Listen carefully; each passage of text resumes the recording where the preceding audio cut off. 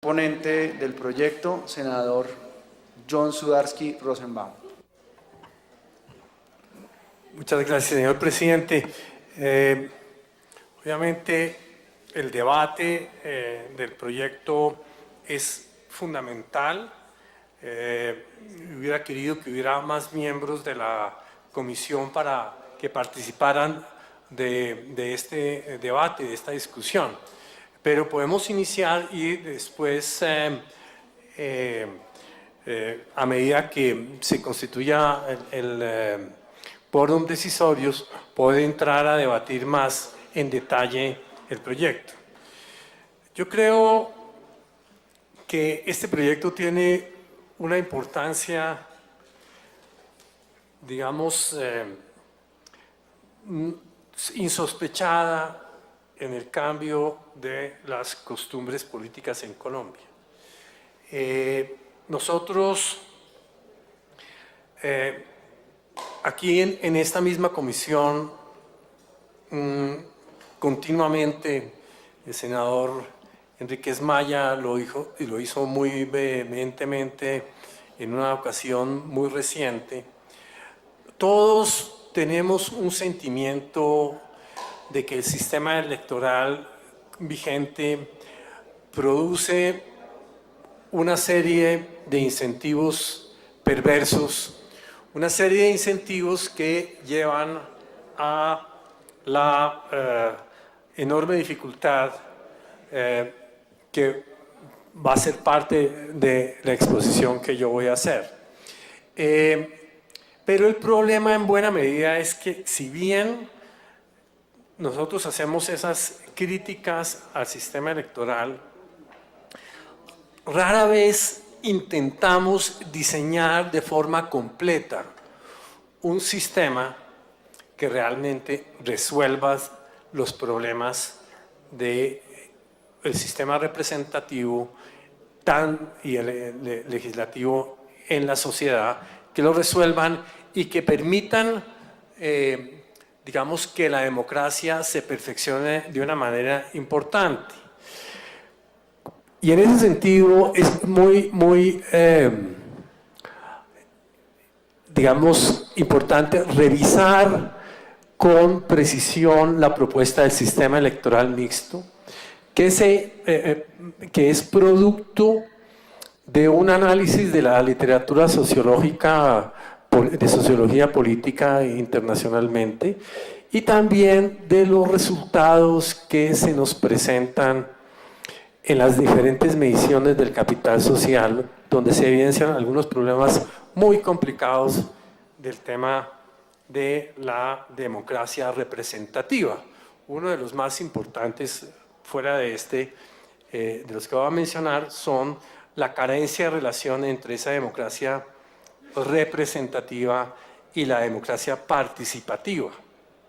La democracia participativa, que muy a menudo se ve y que, como nosotros sabemos, está demandando a nivel no solo de Colombia, sino del mundo.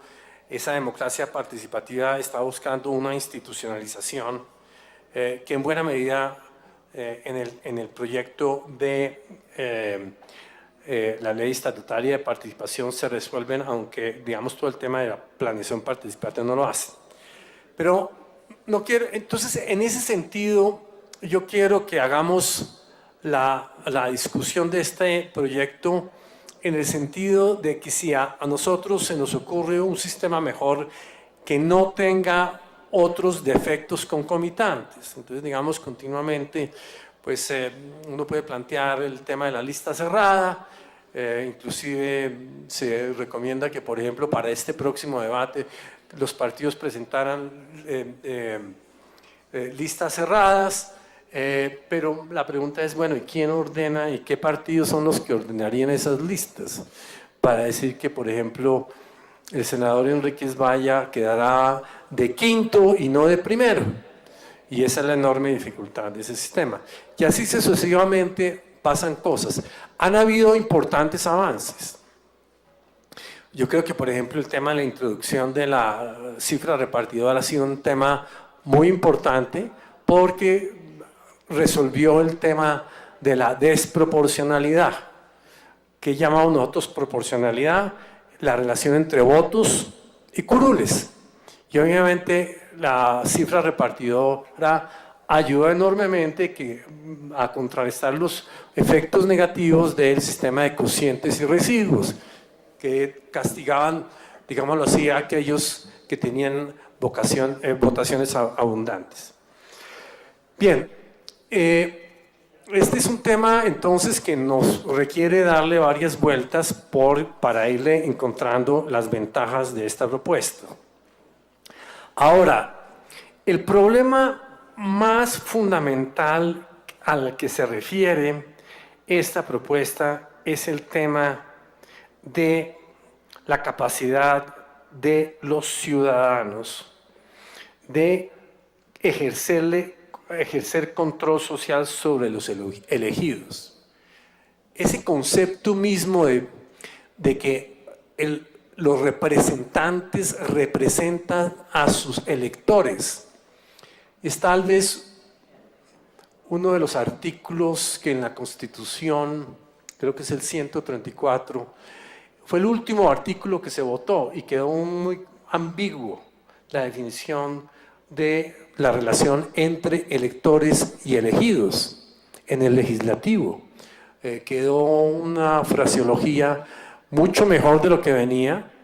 Yo estuve presente en la votación, fue el último artículo que se votó y que simplemente diciendo que los representantes representan a sus electores, pero no se da el paso adicional sobre un mandato o algo de este estilo. El tema del mandato no existe en la cultura hispano-católica, en buena medida por razones históricas que no voy a entrar a aclarar, pero que claramente los regímenes que tienen un origen feudal y aquellos obviamente de regímenes parlamentarios es mucho más claro, pero igualmente el americano, que es la idea de que usted sabe quién es su representante y lo puede llamar a cuentas. Y además el representante sabe a quién tiende a rendirle cuentas. Yo quisiera preguntarles a cada uno de mis colegas que están presentes acá, ¿a quién le rinden cuentas ellos? Senador Vélez, ¿a quién le rinde usted cuentas?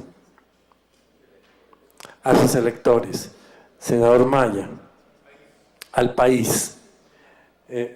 Senador Hurtado. Sí, sí. Ok. Y en general, esa es la respuesta que se da, pero el problema, y lo pudimos registrar en la discusión de la ley estatutaria de salud, que se buscaban unos mecanismos, lo que encontramos era que efectivamente, lo decía un eminente senador liberal de Santander, decía, pero ¿yo a quién le rindo cuentas? Porque muy a menudo los electores están dispersos en el territorio y nosotros sabemos, digamos, yo tengo un colega mío del Partido Verde que fue elegido por 10.000 votos al Senado. ¿A quién le rinde cuentas él? Entonces ahí hay un problema muy fundamental. Ese es el del lado del elegido, pero del lado de los ciudadanos el problema es mucho más agudo. Nosotros medimos lo que nosotros llamamos eslabonamiento legislativo. Es preguntarle a la gente en las encuestas si sabe si sabe por quién votó en tal elección, si sabe si votó o no votó, si sabe si salió elegido y si alguno de ellos lo representa mejor.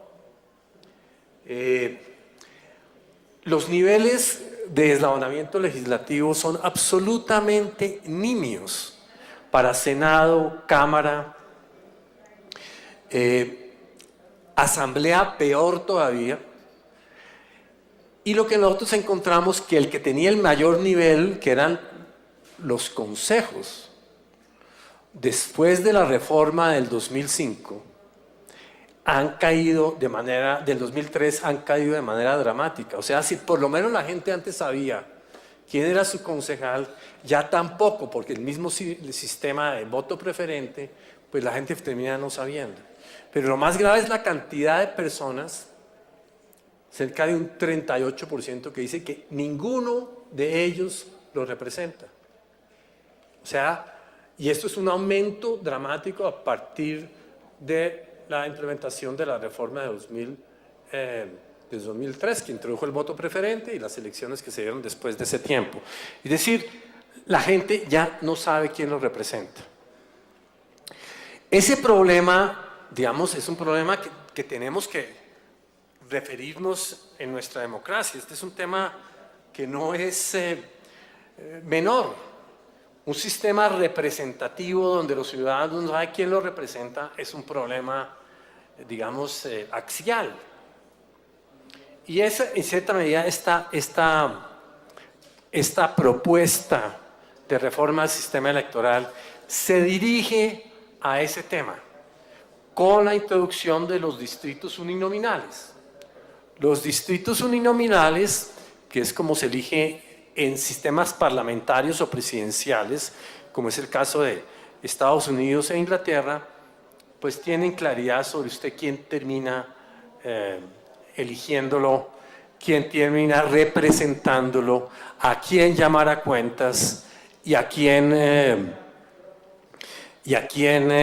hacerle seguimiento de su labor legislativa. Yo no sé si quienes de ustedes intenten estarle contestando continuamente a su electorado sobre su comportamiento en el Congreso. En mi caso particular yo lo hago mucho a través del Twitter y logro que la gente realmente me siga y me controvierta inclusive sobre los temas y yo tengo que explicar mis votos. Pero si usted no tiene ese elemento, pues quedamos en un elemento del modelo de gobernabilidad actual. El modelo de gobernabilidad actual tiene el inmenso problema de que como los elegidos no tienen cómo responderle, no tienen por qué responderle a sus electores, pues el modelo de gobernabilidad se basa en que usted forma parte del gobierno, negocia pedazos del Estado para poderse reproducir políticamente, sobre todo por el tema, senador Enríquez, de algo que en un momento compartimos, que es el costo excesivo de las campañas, que forza de alguna manera a tratar de extraer rentas del Estado para poderse reproducir políticamente. Se ha hablado de cifras de 4.000 millones de pesos, que es el costo de una campaña al Senado y que obviamente de dónde se va a sacar. Entonces, el problema central es cómo lograr nosotros que los ciudadanos sepan quién es su representante, lo puedan llamar a cuentas y que el representante sepa, cuando hablo, digo el congresista, porque es el mismo caso, y el representante sepa ante quién tiene que rendir cuentas. ¿Ante quién tiene que rendir cuentas? Porque el problema no es que usted ponga una página web y la suelte, porque el problema de la página web, como sucede en todo el mundo contemporáneo, es que el problema no es un problema de oferta de información, sino de estructuración de las audiencias. El problema en el mundo contemporáneo, y lo tenemos, digamos, aquí sin ser crítico ni nada, es que mientras yo estoy hablando, uno está mirando, digamos con tranquilidad, sin hacer una crítica, sino que es la naturaleza del mundo contemporáneo, mirando su celular, mirando su iPad, mirando otras cosas, y esto imagínense lo que le pasa al ciudadano común y corriente, que sale. Entonces, el problema no es que uno ponga una página web y ahí diga lo que está haciendo, sino crear las audiencias que se concentren, su atención en a quién hacerle seguimiento. Concentrar la atención del ciudadano para que sepa, ese es mi representante, él tiene que rendirme cuentas y yo tengo que hacerle seguimiento. No puede ser simplemente que tengan el voto de adiós, ¿no? Sino yo como ciudadano también tengo la obligación de hacerle seguimiento. Entonces, ese es el tema fundamental de la propuesta y para eso está la propuesta del sistema de distritos electorales uninominales. Más adelante voy a explicar exactamente qué consiste. Y es básicamente el hecho de que usted, al elegir un representante por un territorio, todos los ciudadanos de ese territorio lo van a tener. Pero además queda otro problema que es muy importante, que es un tema clásico en la literatura sobre la dificultad que tiene el representante de saber qué quieren sus elegidos. Entonces la frase clásica que está en la literatura es que todos los electores quieren menos impuestos y más servicios. Y no se reconoce el tema de que esas decisiones colectivas tienen que decidir priorizar los recursos. Por eso, una parte muy importante del proyecto es que en esos distritos uninominales sea posible incentivar los mecanismos de planeación participativa y presupuesto participativo local. Y que de esa manera,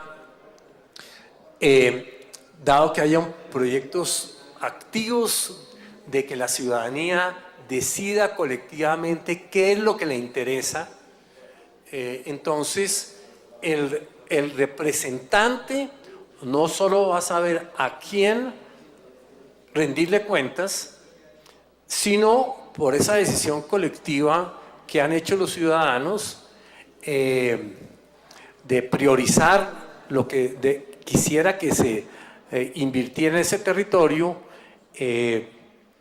entonces el representante sabría por qué lo van a llamar a cuentas, qué quieren sus electores.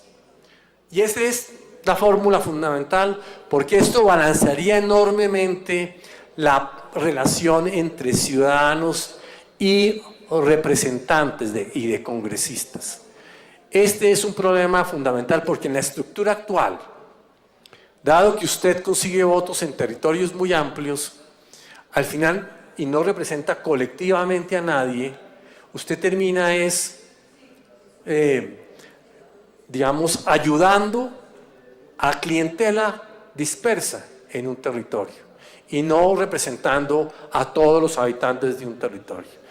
Aquí ese es digamos, el impulso central del proyecto con los distritos uninominales. ¿Qué es un distrito uninominal? Es muy sencillo. Digamos, voy a tomar el ejemplo de la Cámara, pero para el Senado simplemente el tamaño de la población es más grande. Un distrito uninominal tomemos un departamento o una ciudad, el distrito de Bogotá, por ejemplo. Hoy en día, digamos, Bogotá se vota en toda la ciudad y se eligen unos representantes de la Cámara y al Senado y tal. En esto se tomarían territorios de 420.000. ¿Por qué 420.000? Digamos, porque tenemos evidencia de que después de ese tamaño se quiebra el eslabonamiento legislativo. Pero obviamente es una variable, esa población es variable según el tamaño de la población colombiana, dado que fijamos el número de representantes a las cámaras y el de Senado permanece igual. Entonces, en ese territorio de 420.000, y digamos en el caso de la Cámara, digamos una localidad como Ciudad Bolívar tendría 3 distritos electorales y cada uno elegiría un representante a la Cámara. Y ahora, ¿cómo se vota y cuál es el comportamiento de los partidos en